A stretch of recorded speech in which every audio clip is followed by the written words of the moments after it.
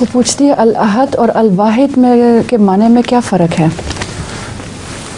واحد تو وہ ہوتا ہے جس کے بعد ثانی بھی ہوتا ہے. واحد پھر ثانی پھر ثلاثہ. اور احد وہ ہے جس سے نہ پہلے کچھ حرف ہے نہ بعد میں کوئی لفظ آتا ہے. ایک ہی ہے بس اکیلا. اردو میں جو ہم کہتے ہیں نا ایک، اس کے بعد دو آتا ہے، پھر تین، پھر چار.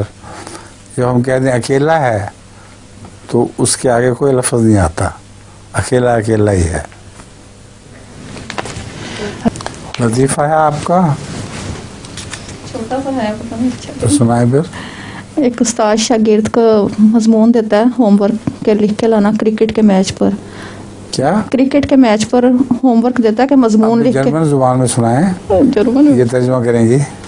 جرمن میں مشکل ہے. اچھا اردو میں سنا دیں. یہ ہے ہی اردو میں.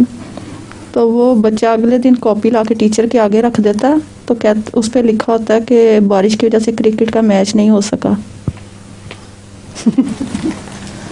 میں نہیں سمجھا. ایک استاد اپنے شاگرد کو ہوم ورک دیتا ہے کہ آپ ایک ایسے لکھو کرکٹ کے میچ کے بارے میں. تو وہ اگلا دن کاپی لے کے آتا ہے کہ no match because of rain. ٹھیک ہے.